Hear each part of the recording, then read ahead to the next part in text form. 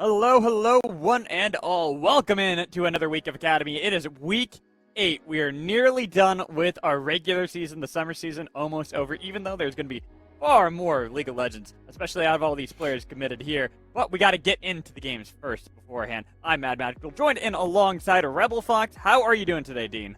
Doing fantastic. The only thing that could pull me off of Pokemon Unite is Academy. Thankfully, there was something that could actually do it, and this just happens to be the one thing that I get more excited about than the new game that came out. So I'm glad all of you could take time away from that as well. I'm glad that you're excited for these as well. I have yet to actually play Pokemon Unite myself. Probably going to wait later because I want to get into this first. I want to talk about the games we have today because we have some exciting ones for you. We started off with Dignitas versus Evil Geniuses, one team that is still fighting for survival, trying to make sure that they can get a playoff spot, while the other one is in the midst of a three-way battle for at least 2 spots that remain. And after that, Flag Quest and Immortals going to be super exciting there. And then we round off with Counter Logic Gaming and TSM. It should be a fun day of games. As we wind down the split, we were starting to get a really good picture of everything that's going to be happening with these teams in general, given the standings. I liked that in our first series, you talked about how EG is going to be in some straits. We have an amazing series too, because these two teams have been surging towards the end of this split. Maybe this is going to be one of the battle of some of the best teams that we've had towards the end of this split. So definitely more than enough excitement to contain within just 1 days of games, but we're going to do our best to have it contained, or I guess not contained, as we'll explode most of the time, probably yelling to wake up neighbors. Oh, yeah. I was about to say, everyone's going to be woken up by these ones, especially when we look at our first series. Dignitas Quantum Academy up against Evil Geniuses Academy. Evil Genius is the team that somehow pulls out victory from the jaws of defeat, but also defeat out of the jaws of victory, and always go 1-1. It's a team that they've done nothing but frustrate me when I watch them, because I know just how talented that they are across the board. Always being able to pull 1-1s is both a talent and a curse for them, like you said, being able to lose in the jaws of defeat when it seems like victory is right there. But now is not the time to dally. Now is not the time to pull 1-1s. They are in the thick of a very close race with the teams right around them, both for one above them, which is of course Cloud9 Academy, and then of course Immortals and TSM right behind them in the standings for this race for 2-3 playoff spots that are really under contest right now in the grand scheme of things. There's always the miracle runs that can come through from a team like Dignitas, who's in position to strike for one of these still with 8 games remaining in the season. But given the way we've seen this season kind of play out, given the way things are sitting right now, EG just has to make sure that they stay the course and that they're winning games that they need to. This would be a series that is of those examples, since Dignitas sits as our 9th ranked team. Yeah, Dignitas as well. They feel like a team that had this identity at the beginning of the split.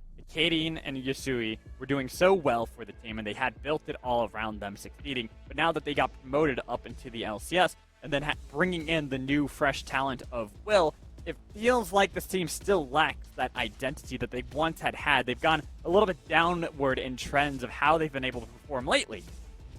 They've put a bunch of faith and a bunch of material into making sure that Will and Spawn are able to do a bunch of their carrying.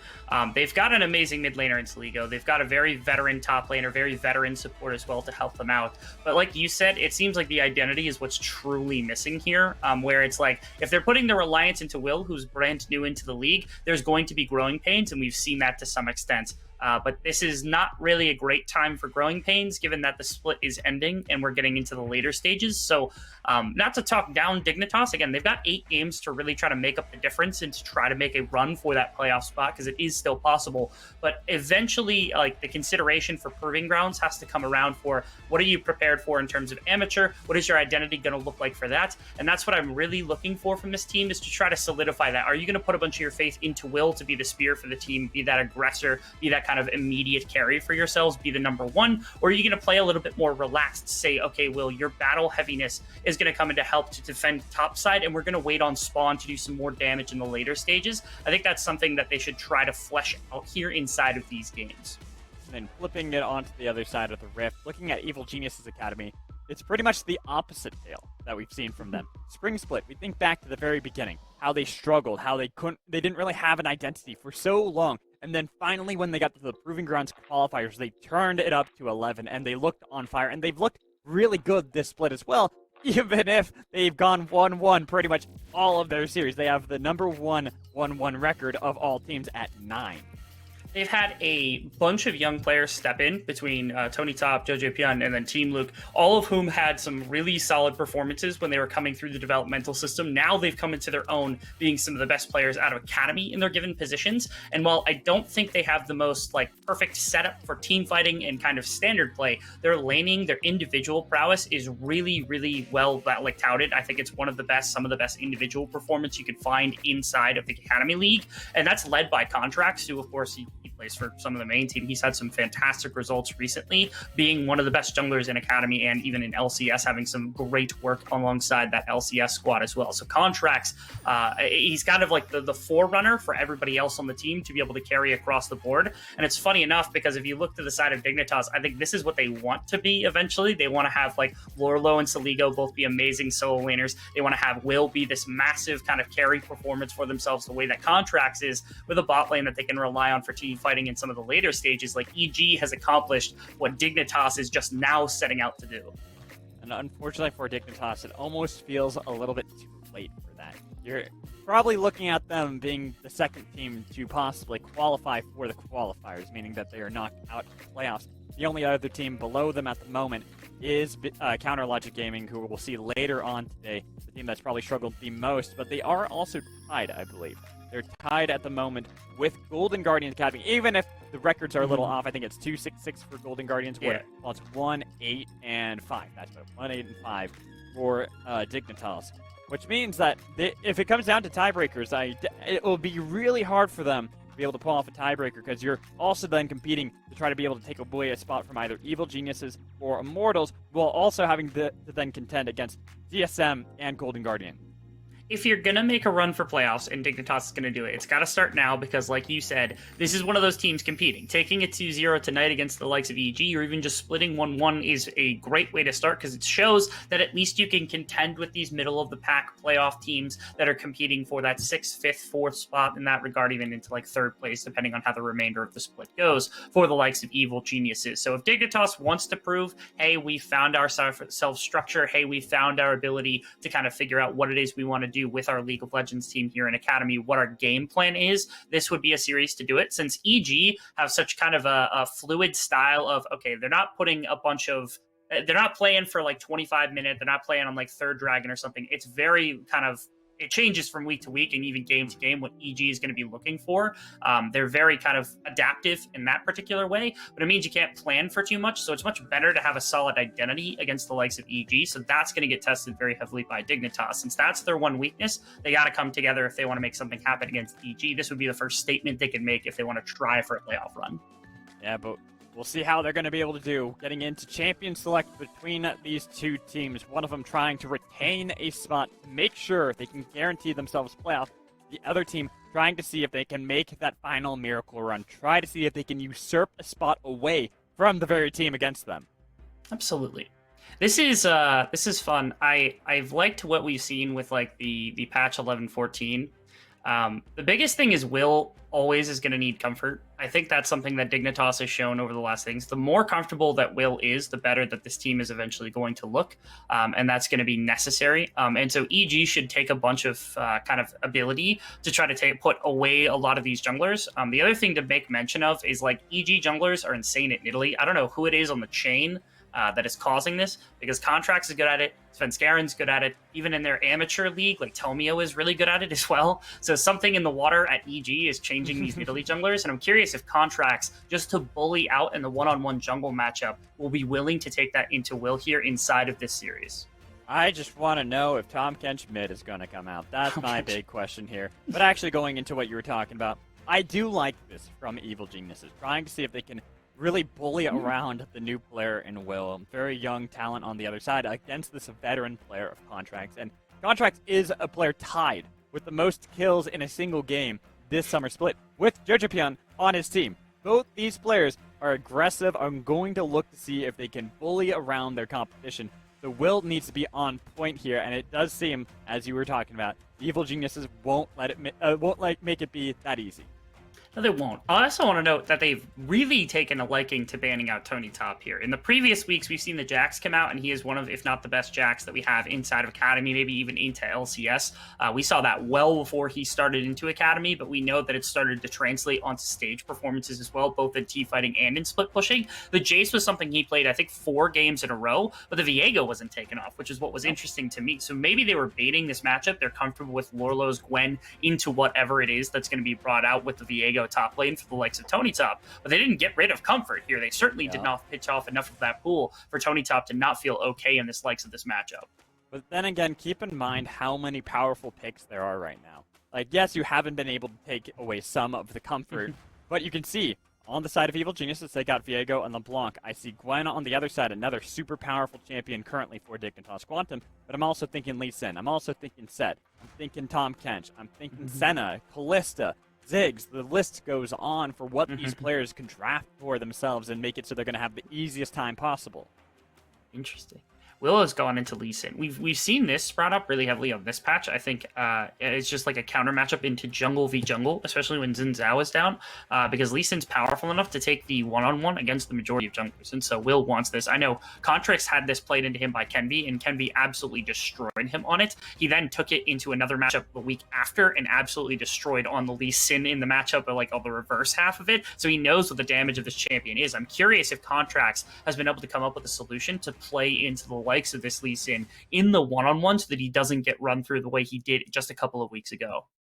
Right, and see, normally I think what we've been seeing into Lee Sin to be able to try to contend against it are champions like Diana that Dignitas banned away themselves, or try to see if you can go toe-to-toe with him in the early game, but that's the difficult thing. And like you said, not many champions can actually fight against him early on, and you can even see that Evil Geniuses don't want to opt for that. They saw the Ezreal on the other side, they're like, screw it, we'll just get the Ziggs, we'll throw them down to the bot lane and make our lives so much easier.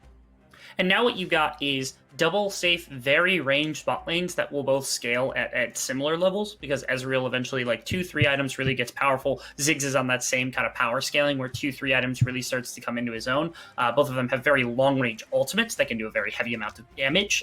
So the combination and the comparison between these two is huge. It means that Team Luke and Spawn also are extremely safe, hard to try to like press onto as any carry, let alone like a support or something that's trying to get in, like Alistar or Leona, anything like that. Still hard pressed to get an engagement into Ziggs or Ezreal, and so they're going to stand very far back in the lane. This likely opens up a bit more support roaming style than anything else, and it's curious to me only because if one of them wants to go aggression, you could do it with something like Braum could potentially help out with something like that. Tarek to set up a stun with Ezreal could be something to play into Ziggs. But for the most part, I actually expect Mystiques and JJ to move about.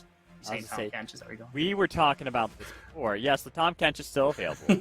But what about the Bard into Ziggs? This is something that could easily roam around, and Bard Ezreal was one of the classics back in the day. Not nearly as good and powerful as Jhin and Bard, but it's still something that was there before we saw Yuumi being attached consistently to this Ezreal. I kind of like the Bard here, not going to lie. I think it's a decent angle for it. It's got a lot of damage. It's got good CC. It denies Rift Herald plays if you want to try to force for that on like a LeBlanc timer around first or second Rift Herald or something. And it definitely slows down Ziggs since that Rift Herald combined with the bomb is way too much pressure onto the likes of towers to try to move anything. So I think you're right. I think that's great. Plus with Ezreal, again, Ezreal's so safe. Bard can affect the map as much as you want.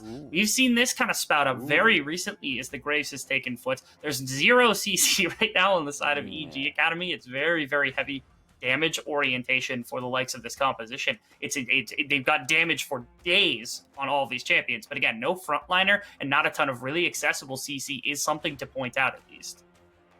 I got my hopes up. Spawn, he's messing with me. I saw Blitzcrank, and my heart's starting to fluttering there. I love me some Blitzcrank, but instead we actually get Galio Soligo onto the classic back in the day when I first started casting Soligo. It was all about playing Galio, it was all about playing Syndra. And so here, having a pretty decent frontline to deal with a lot of the AP damage on the other side, and there's that Bard hover that is actually for Evil Geniuses. That kind of surprises me a bit. I was expecting to see something maybe a little bit more on the side of being able to roam around the map. The Ezreal would have been a lot of fun. That's a classic Mystiques pick. But the Rel makes far more sense with what they need, even the Alistar, to be able to be a front line. It's essentially the same thing, let's be honest. That's it's good because it's a combination of engage if they need it into a front line. So it's like, okay, if you're going to try to find Gwen, if you're going to try to find Rakan, if you're going to try to find Ezreal at some point, Lee Sin even, this is an aggressive tool, but it's also really good at just disengaging for this composition that has some tight back potential with the mobility that like Viego, LeBlanc, and Graves naturally have, and then like the space that Ziggs is typically going to be far enough back. Alistar can buy you just a little bit more space to continue your fight. It's very scrappy and very kind of pick oriented with the amount of damage that you got. EG is going to be playing in kind of short bursts of increments to interact with Dignitas's composition, because this isn't really designed to team fight with how much damage they've got. They don't have a great setup into any situation, but they've got insanely powerful individual strength, which I think is what they're playing on here on the side of EG Academy into Dignitas.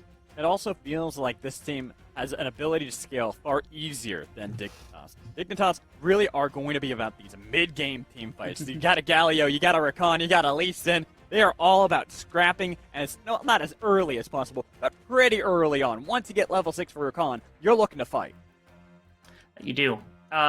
It's a great delivery system for Galio too, either the Lee Sin or the Rakan, and it's a great follow-up for either. So like if Rakan goes in, then the Galio comes in and follows up, but alternatively, if Galio goes in, it's a great setup for Rakan to be able to hit a number of targets. And then Gwen has some good damage, and Ezreal is going to be the backbone of damage, which is a lot, but it's not a ton, which is another concern from the side of Dignitas Quantum, is just that, you have so much on the side of EG, especially with the range of Ziggs to begin. That means if you're challenging into melee range with like Rakan and with Galio, if you sustained too much damage on either one of these two carries, be it the Gwen, be it the Ezreal, and they can't press forward, all of a sudden, if you have a Viego, a LeBlanc, a Graves bearing down on like a Galio who's built AP, or a Lee Sin who hasn't built full tank either, it's gonna go through their health bars pretty quickly one way or the other. So snap decisions from Dignitas and ensuring their carries are going to be in position is going to be tested to the limit today against the likes of this composition from EG.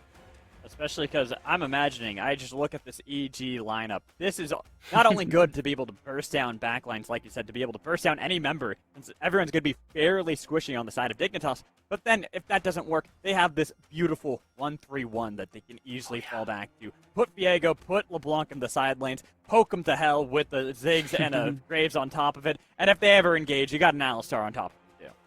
Yeah, side laning in this one for EG. It's something that I've seen them go for, and I think once they really nail it down, it's going to be a terrifying aspect to try to play against. When you've got Tony Top, who plays a bunch of these scaling AD kind of split pushy type picks that you would think about in a traditional sense, he is just like unmatchable in a side lane. When you think about the Jax, his Fiora, his Viego, things like that are just like ridiculous to deal with, it's very hard to imagine somebody eventually, like after say 30 minutes into the game, once he's scaled, really matching him on his champion choices. And now Jojo Pion has that exact same thing with a LeBlanc, where it's so impossible with double distortion, with chains and things, to try to chase down a LeBlanc. And who are you going to have side lane there? Is it going to be Galio? That's probably your best bet. But eventually he's going to lose the wave clear battle against the likes of LeBlanc as she one-taps a wave. And the other side of the map is Gwen into Viego, which I think from just pure melee range, Viego eventually will beat out Gwen, barring like any sort of interaction from there. And then it's forcing with a Lee Sin and a Rakan and an Ezreal into a Ziggs, Graves, Alistar, and that's not typically a three-man that you're going to win too often.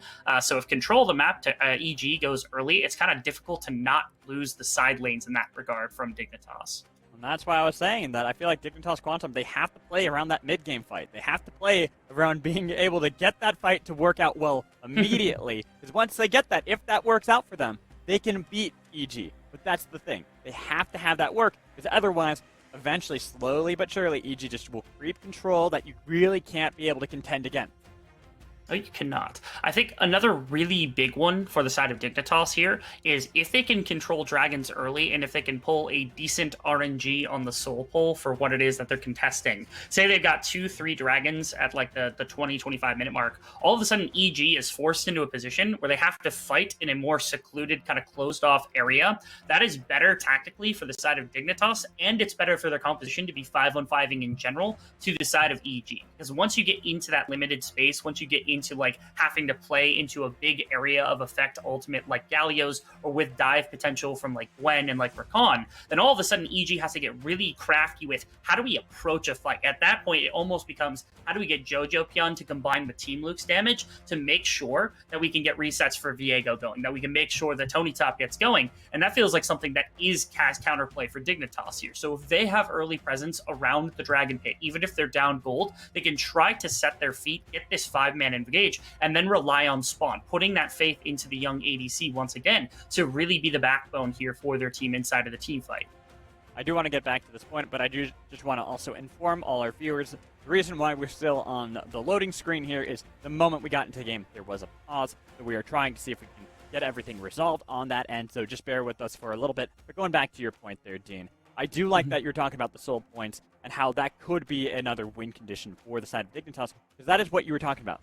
Lee Sin is a champion that is incredibly strong in the early game. Hey, there we go. You just got to talk about the pause, and we get it all finished up, wrapped up, done away with. We're loading up onto the Rift for our first game, Week 8 here, Dignitas Quantum Academy, Evil Geniuses Academy.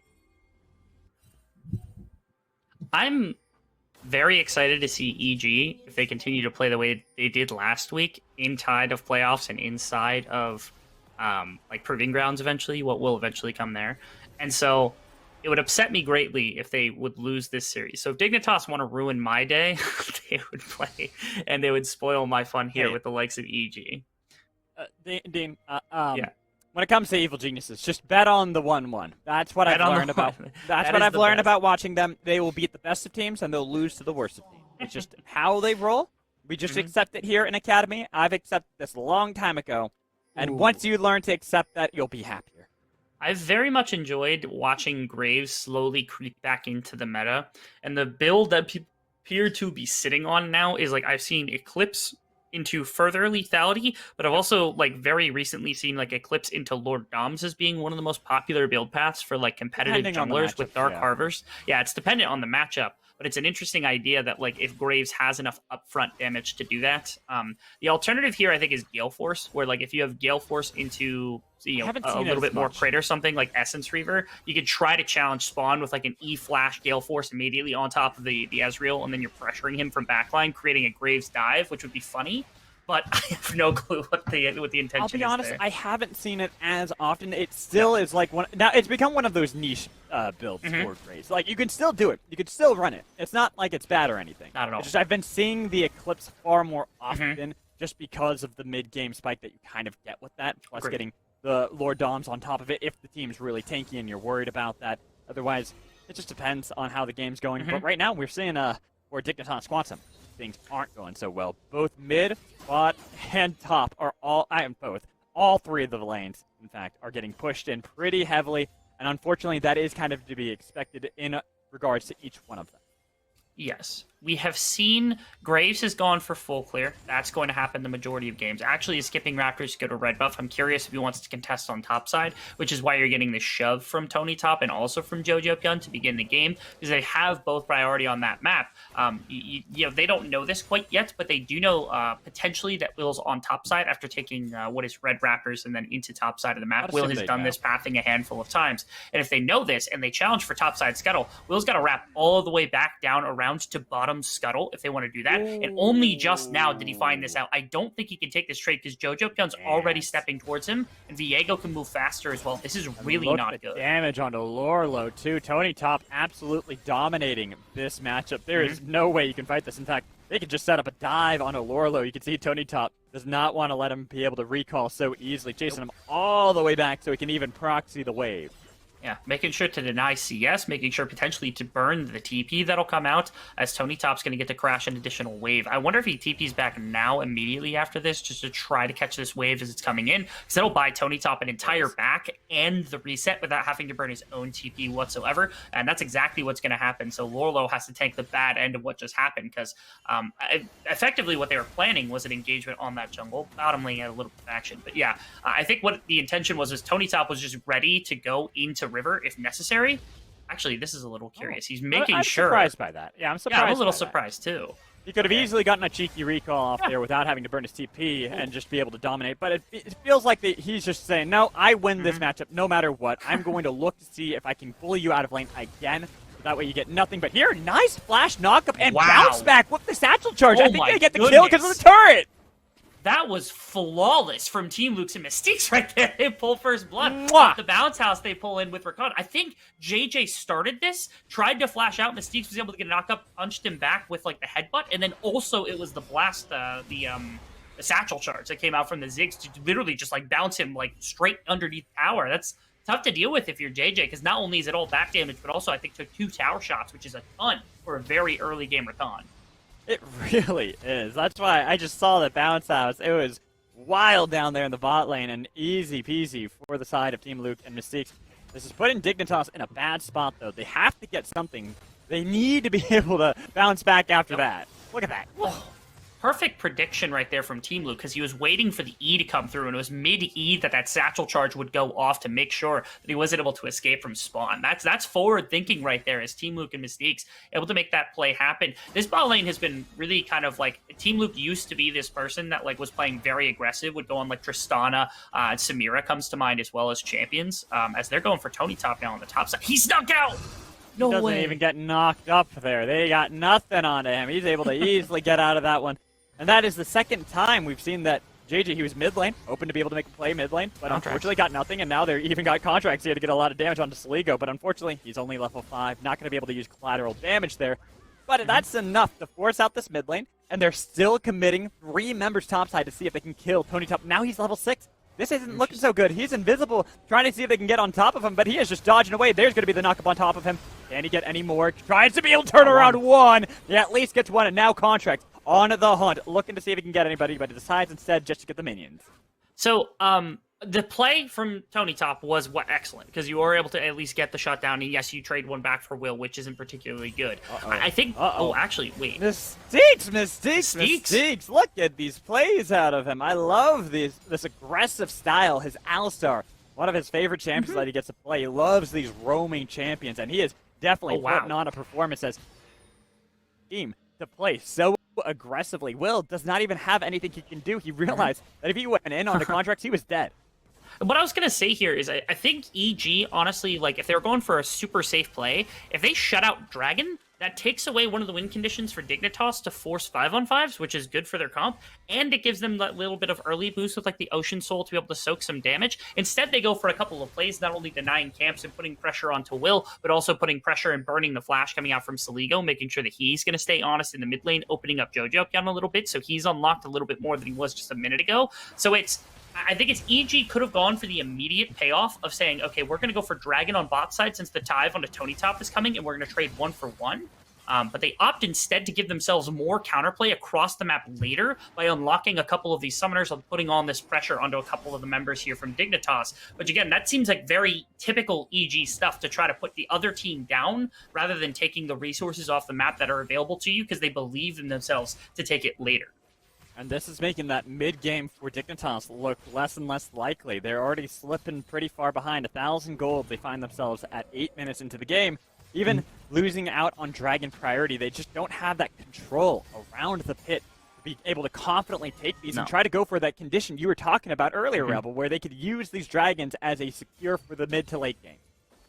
And I know EG also is going to attempt to play around this. I'm curious if EG is going to play some shenanigan games here where they say, okay, we're going to give you enough priority to feel comfortable walking at the dragon, but not enough for us to not fight you at the dragon, to try to use some of this like range and try to use some of this very heavy burst damage to rip a hole through the earlier game so that they can accelerate their pace. Because that would allow EG to then win fights that are forced from the side of Dignitas as opposed to anything else. So it's like you could trade on the other side of the map, try to find something, go like Rift Herald, or you could say, I'm going to push into top side, deny a couple more waves to Lorlo, something like that. But again, given the way that they played already, I have a sense that they're going to be waiting for Dignitas to make the first move, and they're going to be reacting to it to try to full fights with the likes of like LeBlanc and Grace, who have all of this damage to begin the game with anyway.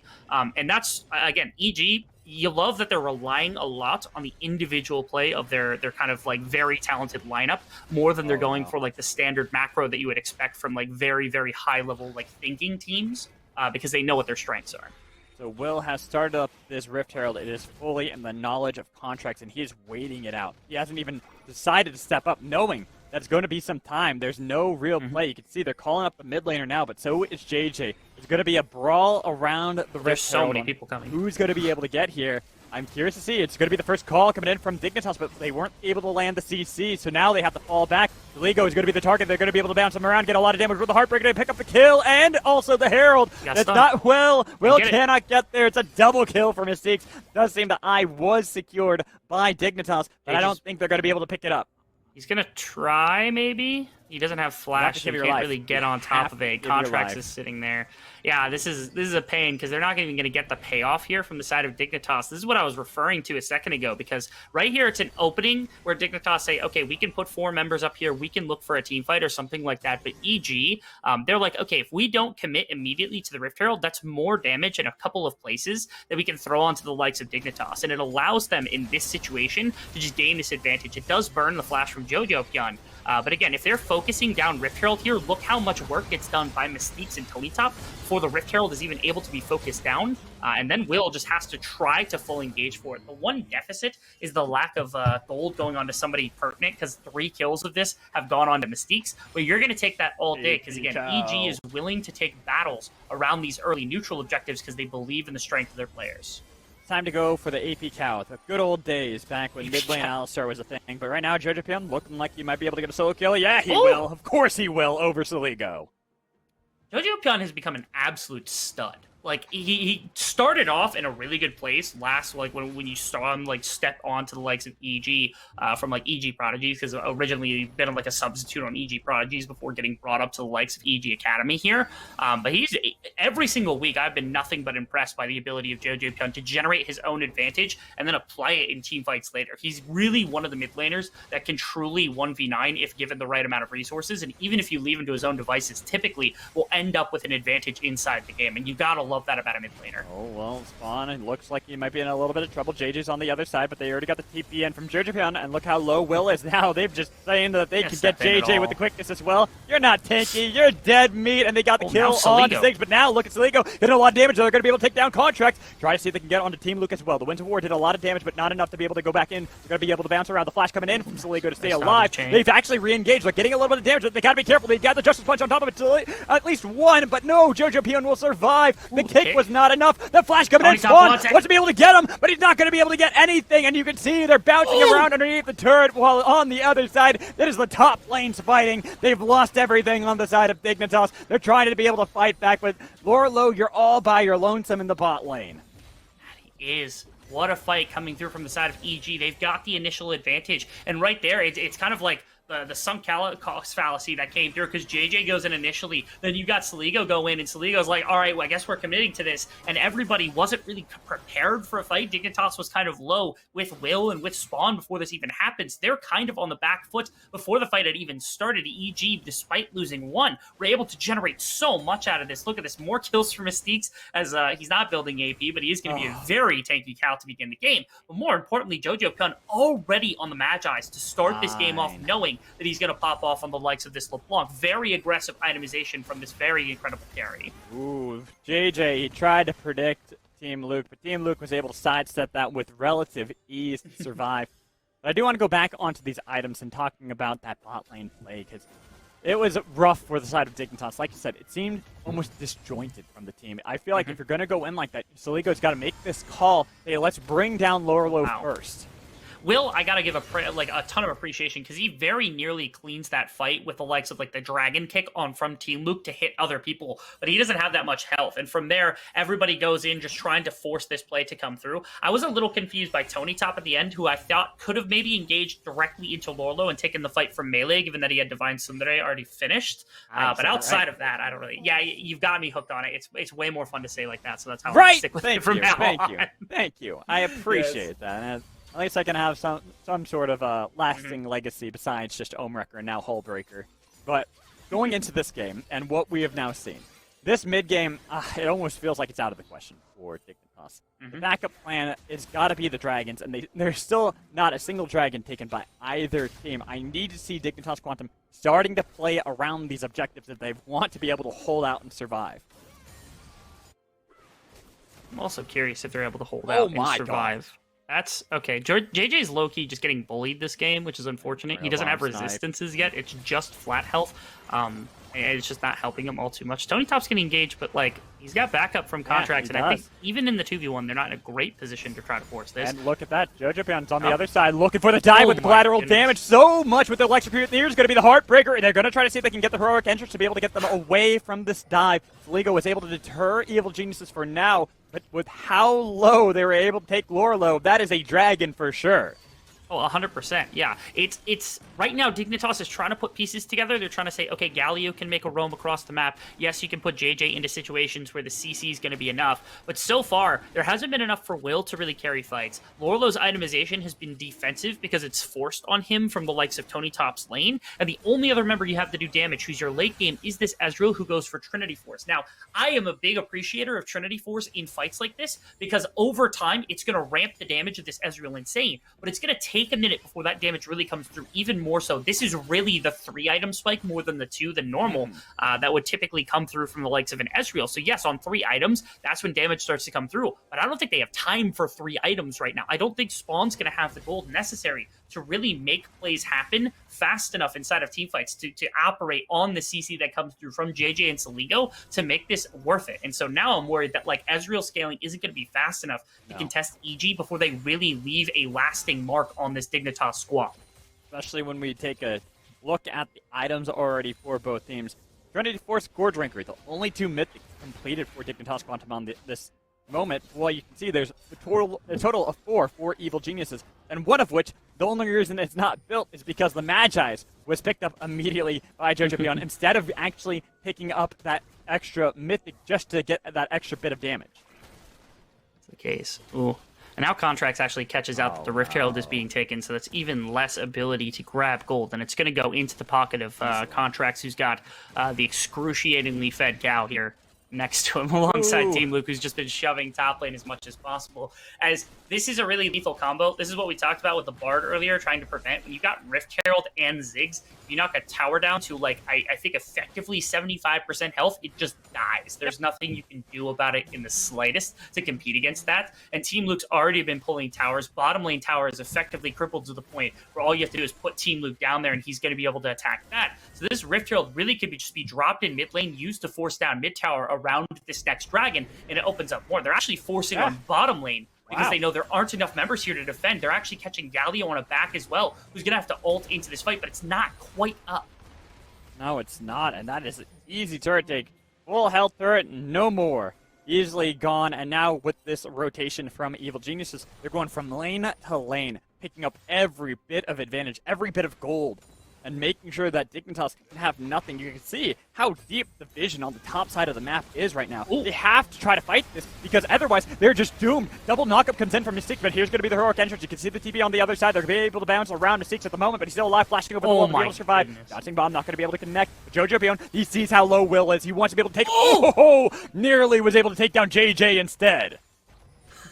He's about 1 stack of the Magi's off being able to bring down JJ off the back of that one. It was very, very close. Even better, though, again, EJ just played an exceptional little macro rotation because they forced in mid, throw Rift Herald in the top lane to knock that one down, then jump back into mid lane after the defense comes through. They force out like Saligo to come through, and JJ forces into the likes of the Ziggs, thinking, okay, if we force into Ziggs, he can't do much here. But the flash out from a couple of members, and they re-engage from Mystiques and then flashing over the wall, defends the entire play. It thwarts this aggression that comes out from Dignitas as they're grasping at straws to get gold back, and it takes more resources out of bottom side, where JoJo Pyun then just rotated to set up bottom lane tower take. That's 3 towers in quick succession. I think 4 off the back of his bomb that had come through from Team Luke on the top side of the map. That's a massive gold swing that has set up a 6k advantage for EG at 18 minutes into the game. I think that's all 4 of the turrets they've... Well, actually, it is all 4 of the turrets they've taken in the last 2 minutes. That is how fast that play ended up happening for Evil Geniuses. Everything fell into place beautifully for them, with Dignitas now forced to try to see if they can pick up any scraps. And look at this. It's the Hunter. JoJo Beyond, he wants prey. He wants to be able to pick up any member of Dignitas Quantum. They're making another play on the Tony Top, but I feel as though you do not remember how this worked last time. Yeah, it didn't work out, and it seems like it's not working out this time. You've already used the kick. You don't have that heroic entrance up just yet. With 4 members committed, the pings into the bot lane. It's Evil Geniuses yet again with this proactive macro. And they're not even going to hang out for a second. They're going to have Galio absorb this tower just so they have some competition into the other lanes as they bring down bottom tower here. It's Dignitas who's not just losing the individual one-on-one wars and kind of the combat that's been going on in this game. They're getting out macro too, which is really impressive from the side of EG because this is not a bone we've seen them flex super hard over the course of the split. So this is another weapon potentially added to the arsenal. Yes, it's Dignitas who is the 9th place team right now that they're doing it against. But if EG can show this kind of creativity in their map movement against higher level teams, this is a dangerous squad coming into playoffs. And this is actually what we've said about Evil Geniuses. This team is incredibly impressive. They just happen to somehow go 1-1 against so many teams over and over again. We expect so many great plays, great situations, great setups for this squad that we always hold them to this high degree. Right now, look at this. This is the one chasing Will. The support, 403 Alistar. Will has nowhere he can run, even with the chains not connecting. JoJoPion was able to get at least a little bit more, looking to see if they can get a bit more damage onto Will with an explosive amount, bouncing bomb, and there you go, Inferno Bomb with the Comet was not enough. Thought the Comet was actually going to tag him right there, but he was able to jump away at the last second. With the burn. I think the ultimate technically hit him where he initiated his position before the safeguard came through, and the safeguard took him away from that Comet position, which is tragic for the likes of the Ziggs. But again, this is more and more opening. This was just one player. This is literally Mystique's chasing Will through the jungle. JoJoPion able to jump over the wall and force him into a bad situation. They took most of his health bar, forced the support away from the side of the map they were going to play to, and then they take Dragon and mid tower off the back of it. They are really pressing their advantage in an extremely quick manner here on the side of EG. I've been nothing but impressed with the way they've been able to operate this entire game, top to bottom. Is right now they're looking at like an 8K advantage, slowly accumulating here at only 21 minutes in. There is not much for Dignitas to accomplish, even in a perfect team fight. They are not going to be able to take dubs. No, but I do appreciate them still playing for the plays. They still are looking to see if they can find a flank, find an angle right there. They're able to get the flash out of Contracts, who had used so much to try to escape. So that is one target they now might have to be able to punish. But that's going to be the thing, if they can even punish anybody, because they're still struggling. Look at the item differentials across the board between the two teams. There's already a second item completed for Tony Top. Second item completed for Team Luke. Sure, there is one on the side of Spawn, but that's really the only member that's kind of keeping up. Yeah, the very long shot attempt at a victory here from Dignitas comes off the back of Galio CC, with every other member able to try to throw some additional like kind of disarray into a fight. But mostly it's Spawn getting onto this next item and not dying before a big team fight can pop out around what will be the Baron or what will be the next Dragon or the Dragon Soul eventually. And that time needs to be bought by Dignitas. Somehow they have to prevent a Baron take from like a Graves composition who also has like a Viego behind it, and then 2 champions that are good at fighting from the pit, which is like Team Luke, and then also who's LeBlanc, who's able to jump out and things like that, create some kind of disarray in that regard. So EG's, I think, is more than willing to Baron bait and play with their prey a little bit in that regard. So it's about how Dignitas can try to absorb that pressure for the next 10 minutes, denying time for the side of EG to just force into their base so that maybe they have a shot that Spawn can get to enough items that maybe a fight can be carried if they're CC'd properly. It's very far out there. It is possible, but it's very unlikely to this point. When you hear maybe they'll be able to hold out, that's not a good sign here. That's never a good sign to hear, especially because we were talking about where the strength of this Dignitas roster lied with this draft. They needed the mid game. That didn't work out. They needed the Dragon stackings. Here they have neither. They're down nearly 8,000 gold. It's 7,500 they're behind at 23 minutes into the game. Baron is up, and they are just slowly creeping in this vision deeper and deeper into the jungle of Dignitas, even looking for picks on members like Will, members like JJ, who can possibly thwart them from being able to easily take this Baron. But even with this fight onto JoJoPion, he's able to distortion out of there easily. Here's the TP coming in from Tony Top. They've got the members already lined up and ready with a lot of damage. Lorlo trying to be able to escape, but look at how much the Mystiques was able to eat up in that entire fight. Through shot barrage only going to connect onto the Cow. The Cow is able to eat up all that damage with Dignitas chasing out the members of Evil Genius for now, but holding off, waiting, because they're so afraid with how far behind they still remain. This is perhaps the first real slip-up that's been made in the game, but besides EG, because I think what you do is you just don't do anything in this fight. You leave Tony Top on bottom lane, he shoves in bot side, and he's able to crash at least one wave, if not a wave and a half, into that bottom tower and probably take if they try to force a 5-on-5 around Baron. And he has TP the entire time. It's not like he loses that if he just holds on to it, but instead they TP into a fight. They get a bit antsy. We see this a number of times where they take a side lane split pusher. The biggest one is Jax, really? who Tony Top is insane at, don't get me wrong. But like, it's amazing in the side lane and works well in team fights because he's talented at it. But if you leave it in the side lane longer, it will accomplish more. But this, of course, has prompted a response of Dignitas backing, and they weren't ready for what is effectively just a tempo Baron to come out. Yeah, JJ is in the bot lane. He's nowhere near. Look at There's Spawn. two in the bot lane. Lorlo's there too. He has TP. Yeah, Lorlo at least has TP, but this is gone. This is a beautiful take, unless the miracle couldn't happen for Spawn. So it's an easy Baron take right under the nose of Dignitas QNTM. And now you have no way to slow down this comp. At minimum, this is going to be at least the Dragon going over, and it's going to set up the Soul Point. This is more gold that you're going to put into your back pocket, but also it's more side lane pressure that Tony Top gets to put on when he's over in a side lane, just kind of shoving waves manually into the likes of, like, what will be top or bottom tower at any given time.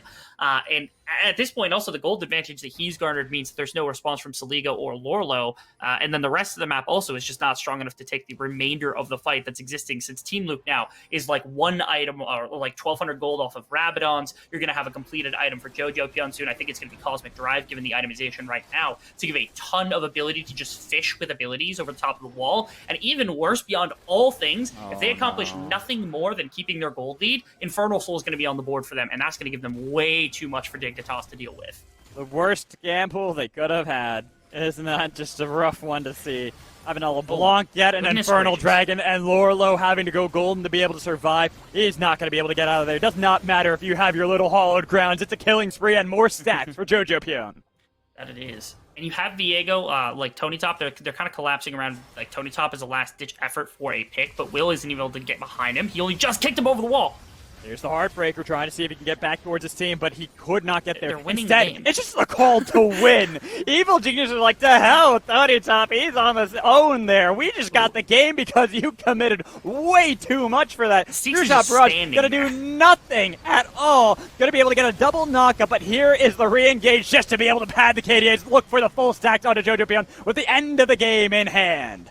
I gotta say, there are times during the split where EG has really not impressed me with their ability to close games. This was not that game. They did everything just about right as much as possible. Yes, they forced that one TP in from Tony Top around a fight that they were never going to be able to take in the first place just because they didn't have the engage for it readily available. But outside of that one play, they were pretty much standard textbook, exactly what you want to see from any team who's trying to close things out. Dignitas, they made bad decisions, and EG was able to capitalize on them. When EG made plays, they were able to accomplish quite a bit off of it. They were chaining things together. Everything had come together for the side of EG in that one. And off the back of a very hard to execute composition, shows the level that this team can play at.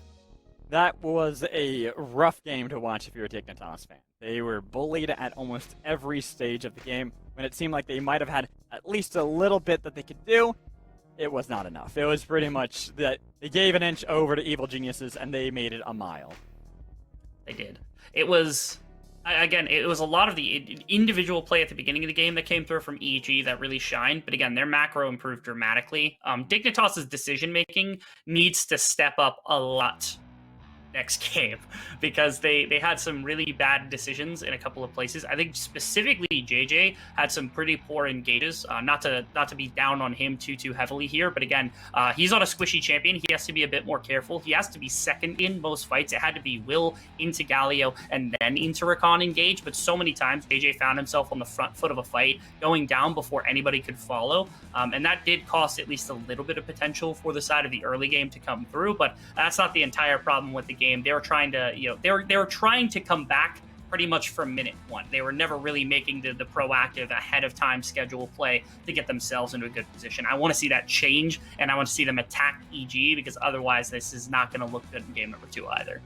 Also hard to play against a Fed Cow. Fed Cow wins games. We've Fed Cow. seen it here first, guys. It's a great Game 1 victory for Evil Geniuses Academy. But can they break the curse? Can they go 2-0 in this week? We're going to toss it that break. We'll find out afterwards. Stick around.